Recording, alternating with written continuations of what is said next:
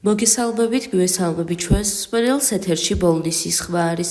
შეგახსენებთ, რომ ბოლნისის ხმა პროექტ მისიხმის ფარგლებში ხორციელდება, რომლის მხარდამჭერია გერმანიის საგარეო საქმეთა სამინისტრო და DVV International. დღევანდელ ჩვენს გადაცემაში ვისაუბრებთ მოხალისეობის შესახებ, როგორ უნდა გავხდეთ სოციალურად უფრო აქტიურები. ახალგაზრდები ხშირად ღელავენ მიმდინარე მოვლენების გამო, უჩნდებათ პროტესტი ან მოსწონთ კონკრეტული აქტივობა და საკუთარი წვლილის შეტანა სურთ, თუმცა არ იციან ეს როგორ უნდა გააკეთონ. წარმოიდგინეთ იმას, რომ კარგი სოციალური აქტივისტი იყო, სათანადო ცოდნა და გამოცდილება სჭირდება. ზოგადად, საიდან იწყება სოციალური აქტივიზმი, როგორ გავხდეთ სოციალურად აქტიური, როგორ და სად, როდის, ვისთან ერთად დავიწყოთ აქტიურობა და ზოგადად როგორ უნდა გავხდეთ მოხალისეები. ეს კითხვა მნიშვნელოვანი და არც ისე მარტივი პასუხგასაცემია ახალგაზრდებისთვის, რომლებსაც სურთ იყვნენ სოციალურად აქტიური. პირველი ეს არის, უნდა ვაკეთოთ ის, რაც ჩვენ ძალიან გვიყვარს. ფიქრობ, რომ თუ ნამდვილი აქტივისტები ის ადამიანები არიან, ვისაც აბსოლუტურად სწამთ, ჯერათ და უყვართ ის, რასაც აკეთებენ, მათ ნამდვილად შეგვიძლია რომ ვუწოდოთ სოციალურად აქტიურები და მოხალისეები, თუ იმას აკეთებ, რაც გიყვარს და რაზეც ზრუნავ, აქედან აუცილებლად უფრო მეტ გამოცდილებას ვიღებთ. მეორე, საჭირო არის რომ ვიყოთ მოქნილები. ყოველთვის ბოლომდე მივიყვანოთ ჩვენი საქმე, არ დავნებდეთ. რამდენიმე ხნის წინ ჯანდაცვის 70-ზე მეტ წარმომადგენელს დავუკავშირდით, საბოლოოდ საქმისთვის გამოსადეგი შესანიშნავი კადრიც ვიპოვეთ. მუშაობის დროს ბევრი პრობლემას გადავეყარეთ, თუმცა არასოდეს დავნებდით. უნდა ვიყოთ მოქნილები, ყოველთვის ბოლომდე მივიყვანოთ საქმე, არ დავნებდეთ და ვიყოთ ძალიან სხარტები. ჩავერთოთ აქტივობაში საკუთარი სკოლა ან უნივერსიტეტი. ასეთი კამპანიების წამოწყების დროს მნიშვნელოვანია ვიპოვოთ არაერთი თანამოაზრე. მათ ყველაზე მარტივად საკუთარ სკოლაში ან უნივერსიტეტში ვიპოვით. თამამად უნდა დავავალოთ სხვებს სხვადასხვა საქმეები. ნუ დავიხევთ უკან იმის გამო, რომ რაღაც კონკრეტული საქმე აქტივობის შესრულებას ეხება, თუ დახმარება გვჭირდება, თამამად უნდა ვთხოვოთ დახმარება თანამოაზრეებს. გამოვიყენოთ გამოცდილება სათანადოდ.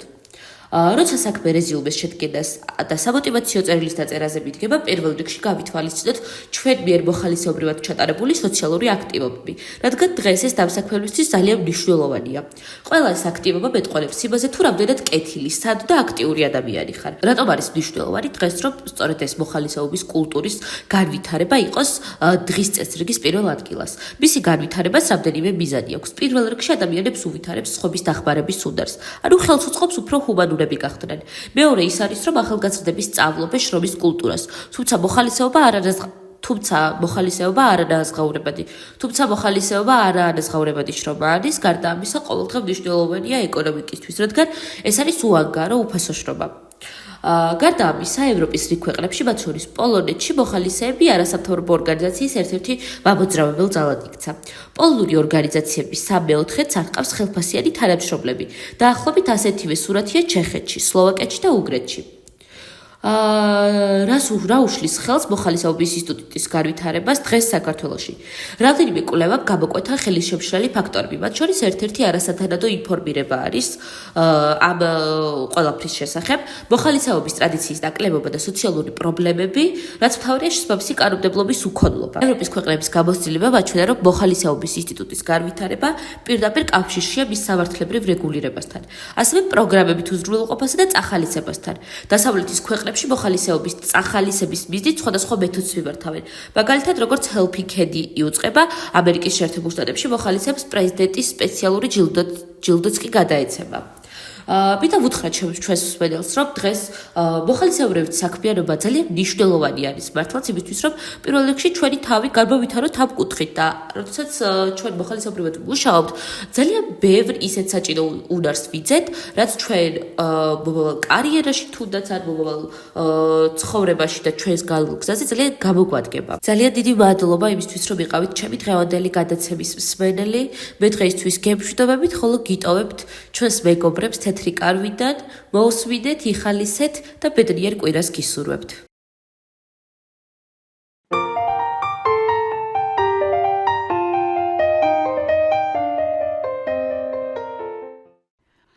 მოგესალმებით ძვირფასო მეგობრებო.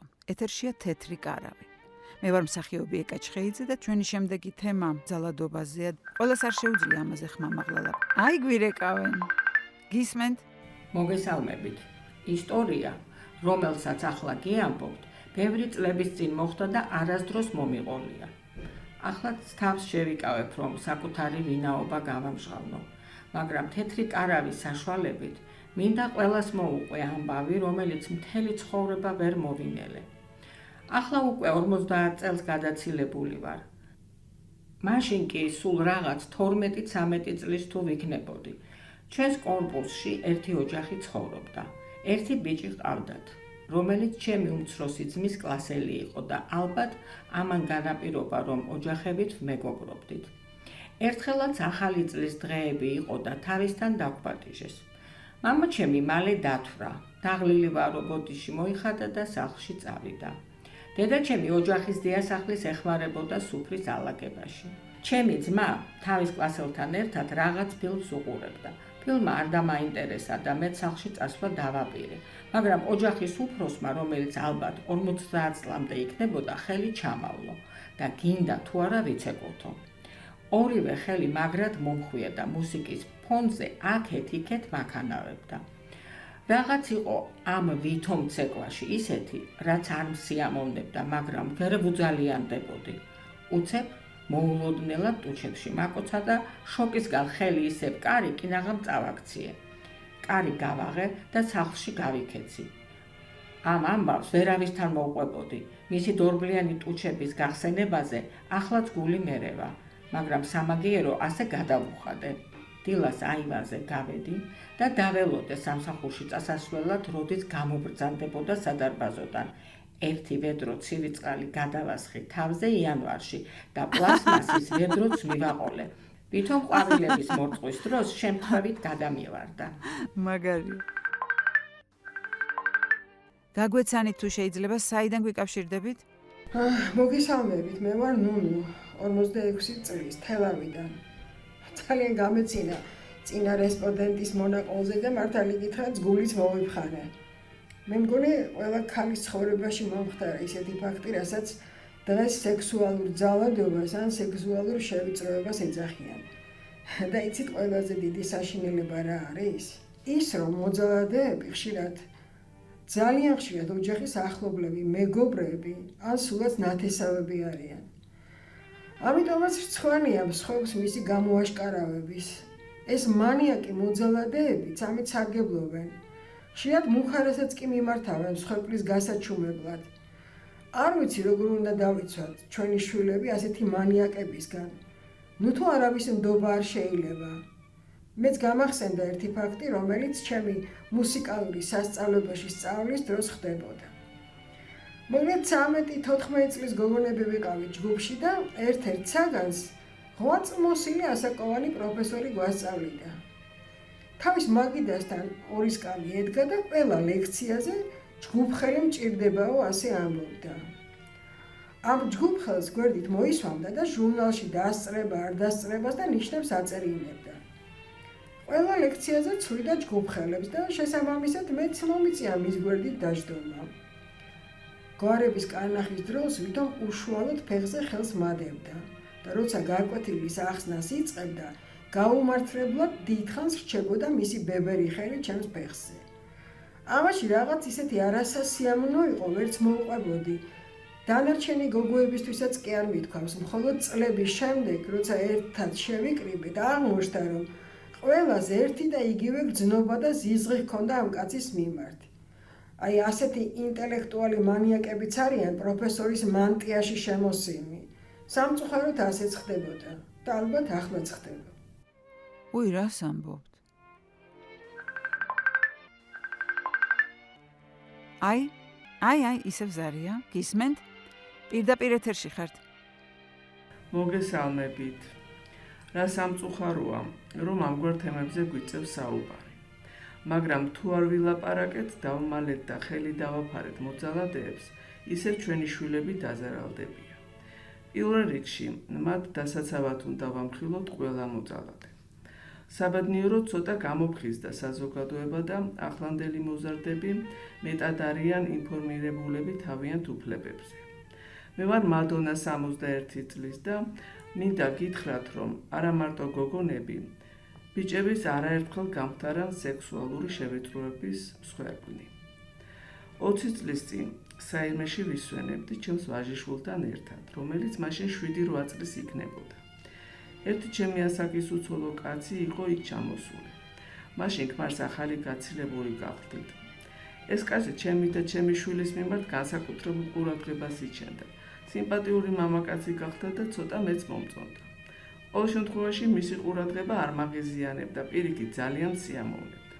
ხშირად გვაკითხავდა და ხან კაფეში გვეპატიჟებოდა, ხან სასეირნოდ. მეც არაფერი მქონდა საწინააღმდეგო.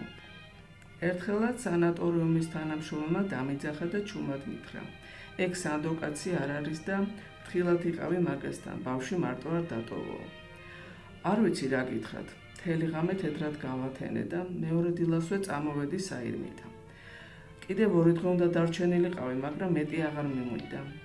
პრინციპში გამოვიპარეთ იქიდან. მაშინ მობილურები არ იყო მოგეხსენებათ. მაგრამ ტელეფონის ნომერი მანამდე გამოგვართვა და რეკავდა კაიხანს. მე ვუთიშავდი, მერე ეტყობა მობეზრდა და თავი დაგვანება. დღესაც არ ვიცი რამდენად მართალი იყო ის ინფორმაცია, რაც მას ეკავიკე, რომ პატარა ბიჭებს ავიწროებსო, მაგრამ ეჭვმა თავის იქნა და მასთან ურთიერთობა საბოლოოდ გავწყვიტე. ზოგჯერ შეიძლება ჩვენი ეჭვების გამო ვიღაცას უსამართლოდაც კი მოვექცეთ, მაგრამ ყოველთვის უნდა გვახსოვდეს, რომ პატარებს ჩვენი დაცვა სჭირდებათ და როგორც იტყვიან, სიფრთხილეს თავი არ სტკივაო. დიდი მადლობა. ძვირფასო მეგობრებო, ჩვენი საეთერო დრო ამოიწურა და მე ისევ ერთი კვირით გემშვიდობებით. მომავალ შეხვედრამდე.